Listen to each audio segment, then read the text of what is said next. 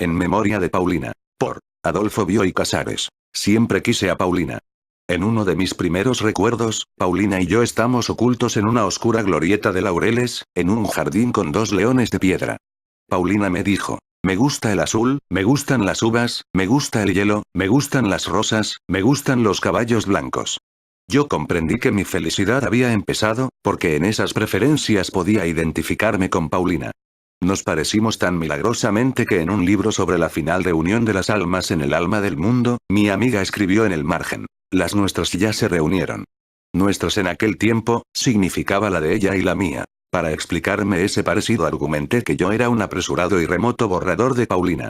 Recuerdo que anoté en mi cuaderno: todo poema es un borrador de la poesía y en cada cosa hay una prefiguración de Dios.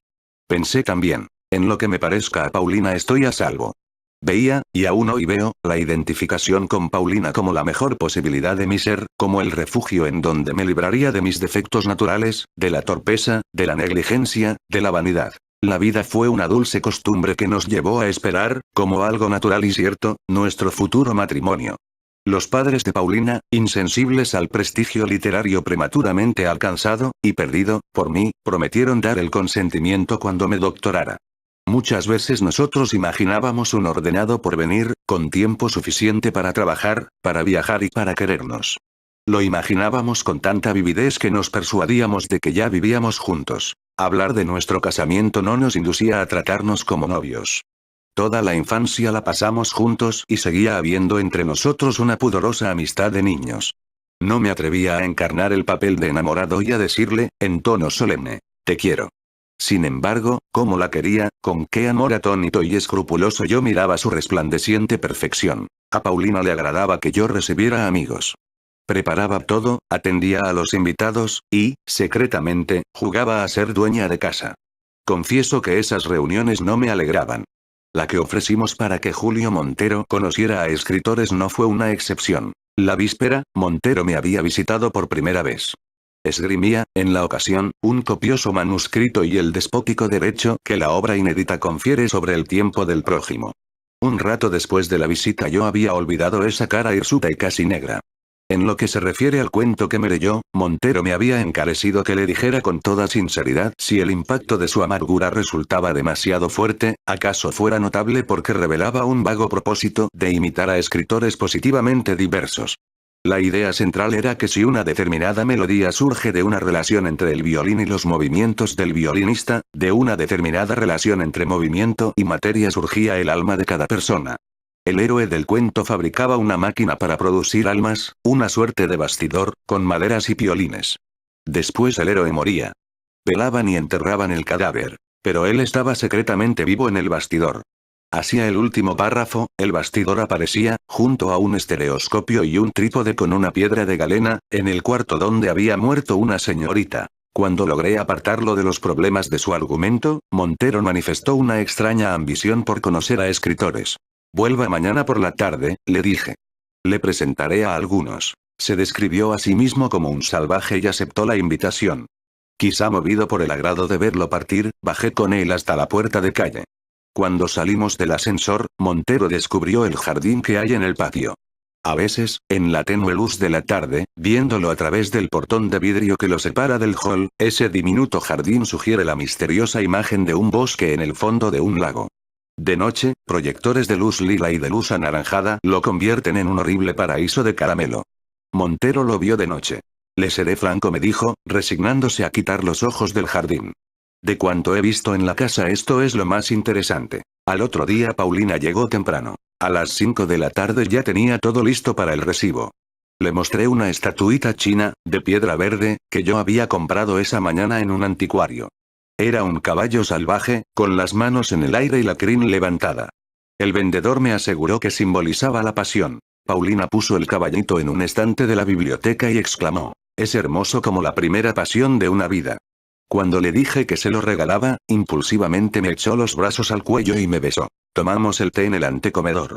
Le conté que me habían ofrecido una beca para estudiar 2 años en Londres.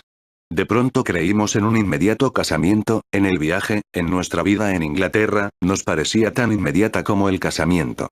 Consideramos pormenores de economía doméstica. Las privaciones, casi dulces, a que nos someteríamos. La distribución de horas de estudio, de paseo, de reposo y, tal vez, de trabajo. Lo que haría Paulina mientras yo asistiera a los cursos. La ropa y los libros que llevaríamos. Después de un rato de proyectos, admitimos que yo tendría que renunciar a la beca. Faltaba una semana para mis exámenes, pero ya era evidente que los padres de Paulina querían postergar nuestro casamiento. Empezaron a llegar los invitados. Yo no me sentía feliz. Cuando conversaba con una persona, solo pensaba en pretextos para dejarla.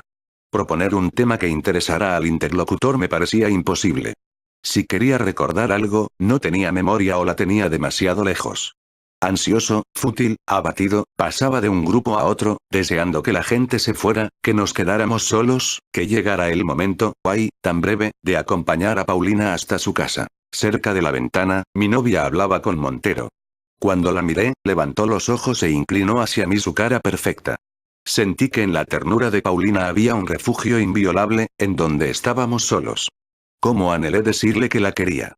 Tomé la firme resolución de abandonar esa misma noche mi pueril y absurda vergüenza de hablarle de amor.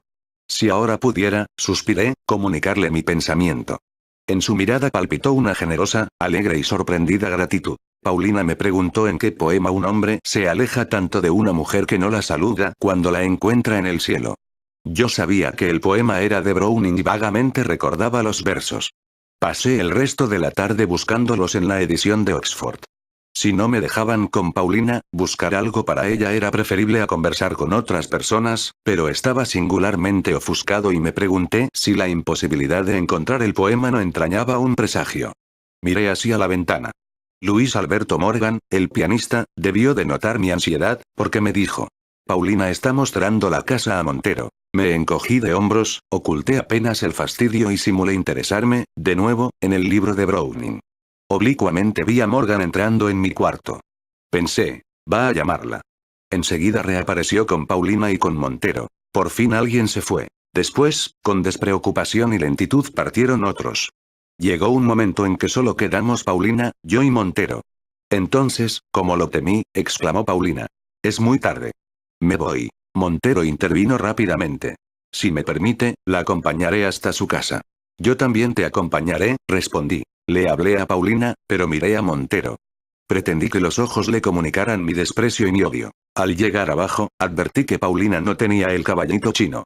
Le dije: has olvidado mi regalo. Subí al departamento y volví con la estatuita. Los encontré apoyados en el portón de vidrio, mirando el jardín. Tomé del brazo a Paulina y no permití que Montero se le acercara por el otro lado. En la conversación prescindí ostensiblemente de Montero. No se ofendió. Cuando nos despedimos de Paulina, insistió en acompañarme hasta casa. En el trayecto habló de literatura, probablemente con sinceridad y con fervor. Me dije: él es el literato. Yo soy un hombre cansado, frívolamente preocupado con una mujer. Consideré la incongruencia que había entre su vigor físico y su debilidad literaria. Pensé, una caparazón lo protege. No le llega a lo que siente el interlocutor. Miré con odio sus ojos despiertos, su bigote hirsuto, su pescuezo fornido. Aquella semana casi no vi a Paulina. Estudié mucho. Después del último examen, la llamé por teléfono. Me felicitó con una insistencia que no parecía natural y dijo que al fin de la tarde iría a casa. Dormí la siesta, me bañé lentamente y esperé a Paulina hojeando un libro sobre los Faustos de Müller y de Lessing. Al verla, exclamé: «¿Estás cambiada?» «Sí», respondió. «¿Cómo nos conocemos?» «No necesito hablar para que sepas lo que siento». Nos miramos en los ojos, en un éxtasis de beatitud. «Gracias», contesté. Nada me conmovía tanto como la admisión, por parte de Paulina, de la entrañable conformidad de nuestras almas. Confiadamente me abandoné a ese halago. No sé cuándo me pregunté, incrédulamente, si las palabras de Paulina ocultarían otro sentido. Antes de que yo considerara esta posibilidad, Paulina emprendió una confusa explicación. Oí de pronto. Esa primera tarde ya estábamos perdidamente enamorados. Me pregunté quiénes estaban enamorados. Paulina continuó. Es muy celoso. No se opone a nuestra amistad, pero le juré que, por un tiempo, no te vería. Yo esperaba, aún, la imposible aclaración que me tranquilizara. No sabía si Paulina hablaba en broma o en serio. No sabía qué expresión había en mi rostro. No sabía lo desgarradora que era mi congoja. Paulina agregó. Me voy. Julio está esperándome. No subió para no molestarnos. ¿Quién? Pregunté. Enseguida temí, como si nada hubiera ocurrido, que Paulina descubriera que yo era un impostor y que nuestras almas no estaban tan juntas. Paulina contestó con naturalidad. Julio Montero. La respuesta no podía sorprenderme. Sin embargo, en aquella tarde horrible, nada me conmovió tanto como esas dos palabras. Por primera vez me sentí lejos de Paulina. Casi con desprecio le pregunté. ¿Van a casarse? No recuerdo qué me contestó. Creo que me invitó a su casamiento. Después me encontré solo. Todo era absurdo.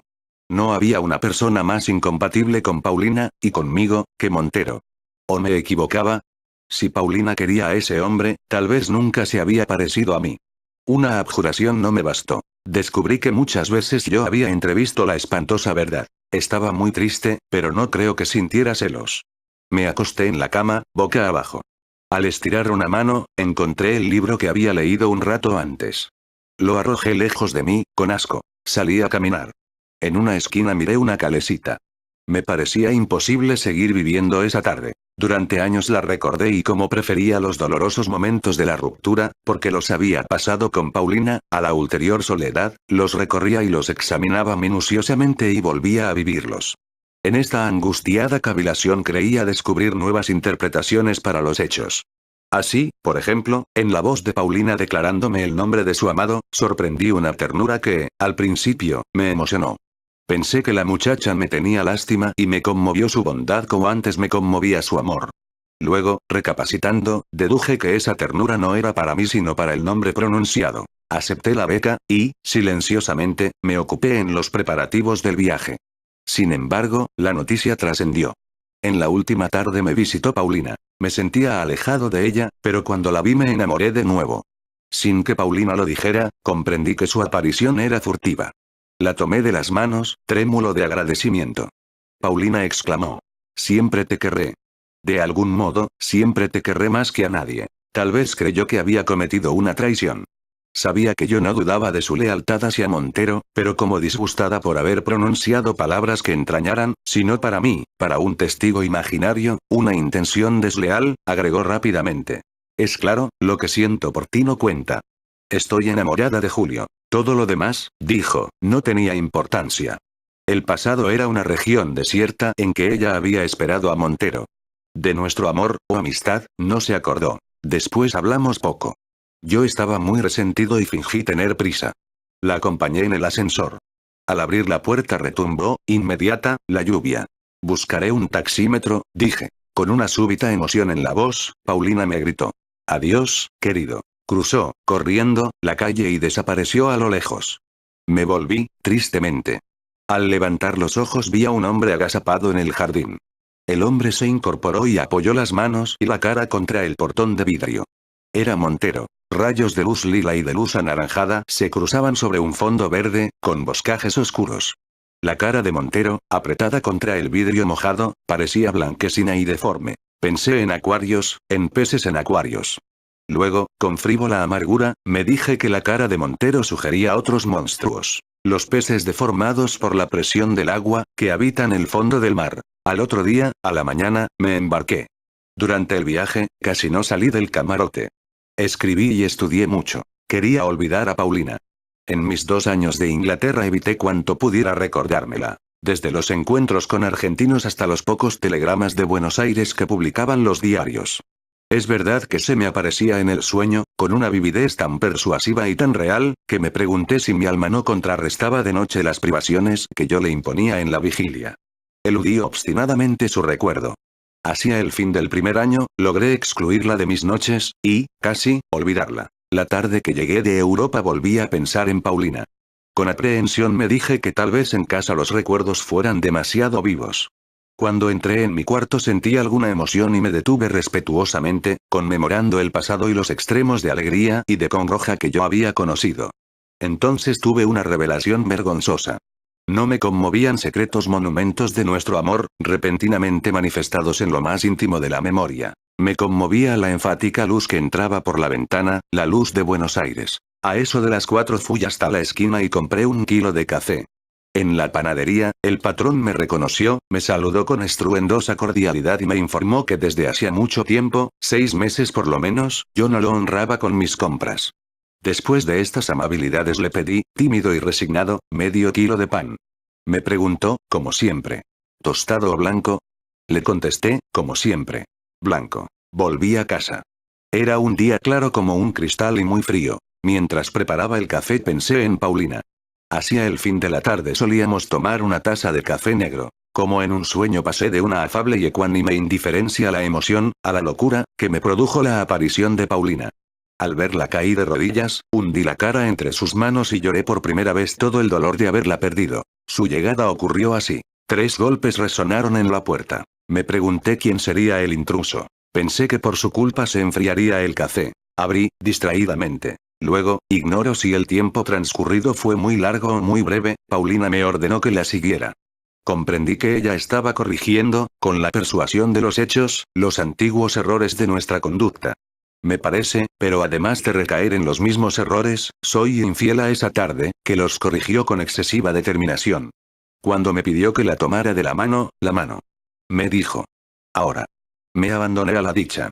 Nos miramos en los ojos y, como 2 ríos confluentes, nuestras almas también se unieron. Afuera, sobre el techo, contra las paredes, llovía. Interpreté esa lluvia, que era el mundo entero surgiendo, nuevamente, como una pánica expansión de nuestro amor. La emoción no me impidió, sin embargo, descubrir que Montero había contaminado la conversación de Paulina. Por momentos, cuando ella hablaba, yo tenía la ingrata impresión de oír a mi rival. Reconocí la característica pesadez de las frases. Reconocí las ingenuas y trabajosas tentativas de encontrar el término exacto. Reconocí, todavía apuntando vergonzosamente, la inconfundible vulgaridad. Con un esfuerzo pude sobreponerme. Miré el rostro, la sonrisa, los ojos. Ahí estaba Paulina, intrínseca y perfecta. Ahí no me la habían cambiado. Entonces, mientras la contemplaba en la mercurial penumbra del espejo, rodeada por el marco de guirnaldas, de coronas y de ángeles negros, me pareció distinta.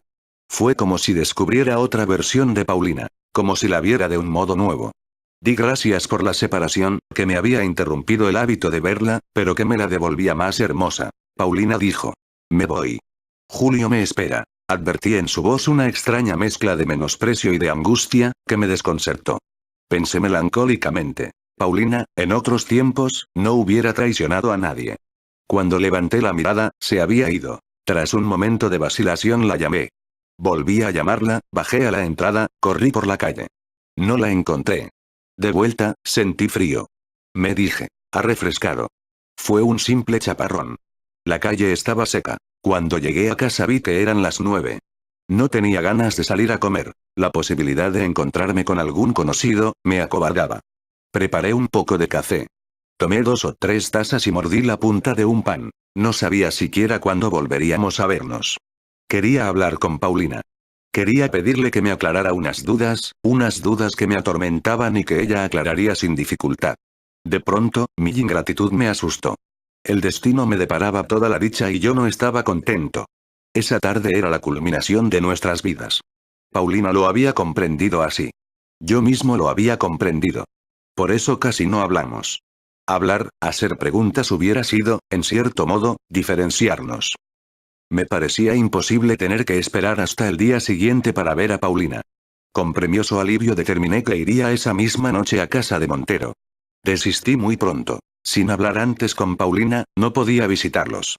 Resolví buscar a un amigo, Luis Alberto Morgan me pareció el más indicado, y pedirle que me contara cuanto supiera de la vida de Paulina durante mi ausencia. Luego pensé que lo mejor era acostarme y dormir. Descansado, vería todo con más comprensión. Por otra parte, no estaba dispuesto a que me hablaran frívolamente de Paulina. Al entrar en la cama tuve la impresión de entrar en un cepo, recordé, tal vez, noches de insomnio, en que uno se queda en la cama para no reconocer que está desvelado. Apagué la luz. No cavilaría más sobre la conducta de Paulina. Sabía demasiado poco para comprender la situación. Ya que no podía hacer un vacío en la mente y dejar de pensar, me refugiaría en el recuerdo de esa tarde. Seguiría queriendo el rostro de Paulina, aun si encontraba en sus actos algo extraño y hostil que me alejaba de ella. El rostro era el de siempre, el puro y maravilloso que me había querido antes de la abominable aparición de Montero. Me dije. Hay una fidelidad en las caras, que las almas quizá no comparten. ¿O todo era un engaño? Yo estaba enamorado de una ciega proyección de mis preferencias y repulsiones. Nunca había conocido a Paulina. Elegí una imagen de esa tarde, Paulina ante la oscura y tersa profundidad del espejo, y procuré evocarla. Cuando la entreví, tuve una revelación instantánea. Dudaba porque me olvidaba de Paulina. Quise consagrarme a la contemplación de su imagen. La fantasía y la memoria son facultades caprichosas. Evocaba el pelo despeinado, un pliegue del vestido, la vaga penumbra circundante, pero mi amada se desvanecía. Muchas imágenes, animadas de inevitable energía, pasaban ante mis ojos cerrados. De pronto hice un descubrimiento. Como en el borde oscuro de un abismo, en un ángulo del espejo, a la derecha de Paulina, apareció el caballito de piedra verde. La visión, cuando se produjo, no me extrañó. Solo después de unos minutos recordé que la estatuita no estaba en casa. Yo se la había regalado a Paulina hacía 2 años. Me dije que se trataba de una superposición de recuerdos anacrónicos, el más antiguo, del caballito. El más reciente, de Paulina. La cuestión quedaba dilucidada, yo estaba tranquilo y debía dormirme. Formulé entonces una reflexión vergonzosa y, a la luz de lo que averiguaría después, patética. Si no me duermo pronto, pensé, mañana estaré demacrado y no le gustaré a Paulina. Al rato advertí que mi recuerdo de la estatuita en el espejo del dormitorio no era justificable. Nunca la puse en el dormitorio. En casa, la vi únicamente en el otro cuarto, en el estante o en manos de Paulina o en las mías. Aterrado, quise mirar de nuevo esos recuerdos. El espejo reapareció, rodeado de ángeles y de guirnaldas de madera, con Paulina en el centro y el caballito a la derecha. Yo no estaba seguro de que reflejara la habitación. Tal vez la reflejaba, pero de un modo vago y sumario. En cambio el caballito se encabritaba nítidamente en el estante de la biblioteca. La biblioteca abarcaba todo el fondo y en la oscuridad lateral rondaba un nuevo personaje, que no reconocí en el primer momento.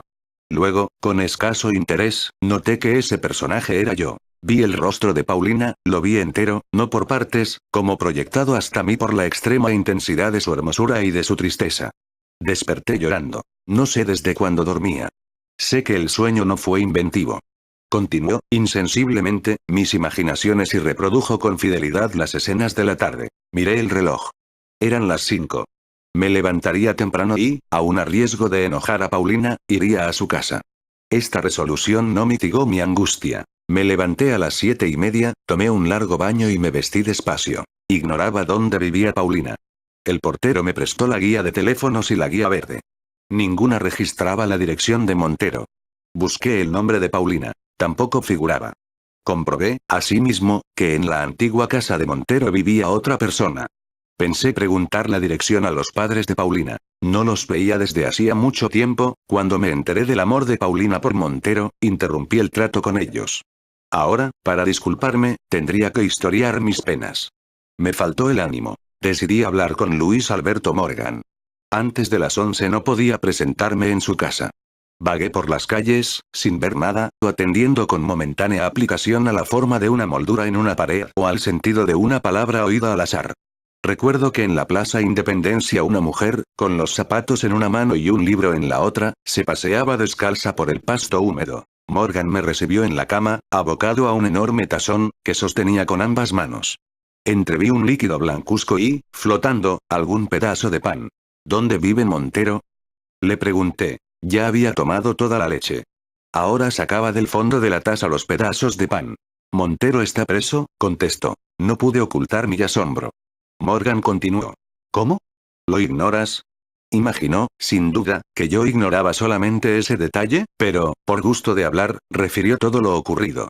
Creí perder el conocimiento. Caer en un repentino precipicio. Ahí también llegaba la voz ceremoniosa, implacable y nítida, que relataba hechos incomprensibles con la monstruosa y persuasiva convicción de que eran familiares. Morgan me comunicó lo siguiente. Sospechando que Paulina me visitaría, Montero se ocultó en el jardín de casa. La vio salir, la siguió. La interpeló en la calle. Cuando se juntaron curiosos, la subió a un automóvil de alquiler. Anduvieron toda la noche por la costanera y por los lagos y, a la madrugada, en un hotel del Tigre, la mató de un balazo. Esto no había ocurrido la noche anterior a esa mañana. Había ocurrido la noche anterior a mi viaje a Europa. Había ocurrido hacía 2 años. En los momentos más terribles de la vida solemos caer en una suerte de irresponsabilidad protectora y en vez de pensar en lo que nos ocurre dirigimos la atención a trivialidades. En ese momento yo le pregunté a Morgan. ¿Te acuerdas de la última reunión, en casa, antes de mi viaje? Morgan se acordaba. Continué. Cuando notaste que yo estaba preocupado y fuiste a mi dormitorio a buscar a Paulina, ¿qué hacía Montero? Nada, contestó Morgan, con cierta vivacidad. Nada. Sin embargo, ahora lo recuerdo. Se miraba en el espejo. Volvía a casa. Me crucé, en la entrada, con el portero. Afectando indiferencia, le pregunté. ¿Sabe que murió la señorita Paulina? ¿Cómo no voy a saberlo? Respondió. Todos los diarios hablaron del asesinato y yo acabé declarando en la policía. El hombre me miró inquisitivamente. ¿Le ocurre algo? Dijo, acercándose mucho. ¿Quiere que lo acompañe? Le di las gracias y me escapé hacia arriba. Tengo un vago recuerdo de haber forcejeado con una llave, de haber recogido unas cartas, del otro lado de la puerta, de estar con los ojos cerrados, tendido boca abajo, en la cama. Después me encontré frente al espejo, pensando. Lo cierto es que Paulina me visitó anoche. Murió sabiendo que el matrimonio con Montero había sido una equivocación atroz, y que nosotros éramos la verdad. Volvió desde la muerte, para completar su destino, nuestro destino. Recordé una frase que Paulina escribió, hace años, en un libro. Nuestras almas ya se reunieron. Seguí pensando. Anoche, por fin. En el momento en que la tomé de la mano. Luego me dije, soy indigno de ella. He dudado, he sentido celos. Para quererme vino desde la muerte. Paulina me había perdonado. Nunca nos habíamos querido tanto. Nunca estuvimos tan cerca. Yo me debatía en esta embriaguez de amor, victoriosa y triste, cuando me pregunté, mejor dicho, cuando mi cerebro, llevado por el simple hábito de proponer alternativas, se preguntó, si no habría otra explicación para la visita de anoche.